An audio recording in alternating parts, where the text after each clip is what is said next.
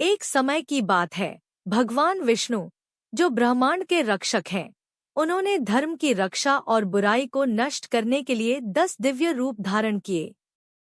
इन रूपों को दशावतार कहा जाता है। प्रत्येक अवतार एक अलग युग में प्रकट हुआ, जिससे मानवता को संकट के समय में सहायता मिली। पहला अवतार मत्स्य था, जो एक मछली के रूप में था। जब एक महान बाढ़ ने विश्व को नष्ट करने की धमकी दी, भगवान विष्णु ने एक विशाल मछली का रूप धारण किया और पवित्र शास्त्रों और जीवित प्राणियों को बचाया।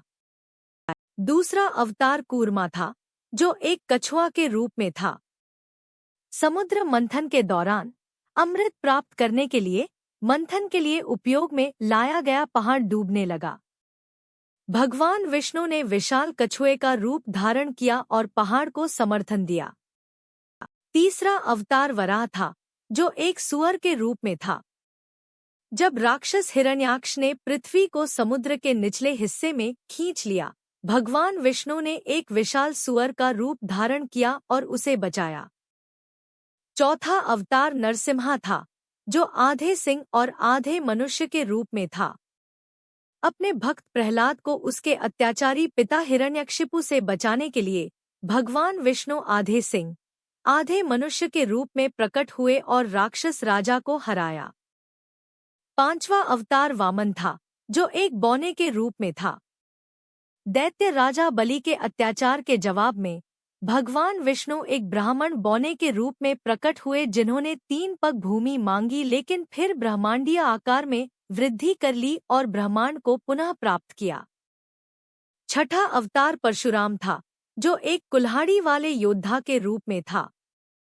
क्षत्रिय वर्ग को अपने शक्ति का दुरुपयोग करते हुए देखकर भगवान विष्णु ने एक ब्राह्मण योद्धा का रूप धारण किया और भ्रष्टाचार के खिलाफ युद्ध लड़कर धर्म की स्थापना की। सातवां अवतार राम था, जो अयोध्या के राजकुमार थे। भगवान विष्णु ने एक मानव राजकुमार का रूप धारण किया, राक्षस राजा रावण को हराने और अपनी पत्नी सीता को बचाने के लिए, और अच्छाई की जीत को दर्शाया। आठवां अवतार कृष्ण था, जो दिव्य ग्वाले के रूप में थे। भगवान विष्णु ने इस रूप को धरती, जिससे वे महाभारत में महत्वपूर्ण भूमिका निभाई, अर्जुन को भगवद गीता की शिक्षाओं के साथ मार्गदर्शन किया और अपनी बुद्धि और शक्ति से अनगिनत बुराइयों को हराया। नवा अवतार बुद्ध था, जो ज्ञान से भरे हुए थे। भगवान विष्णु ने यह रूप धारण करके अहिंसा और करुणा के सिद्धांतों की शिक्षा दी, जिससे मानवता को शांति और आध्यात्मिक मार्गदर्शन मिला। 10वां अवतार अभी प्रकट होना बाकी है और कलयुग के अंत में प्रकट होगा।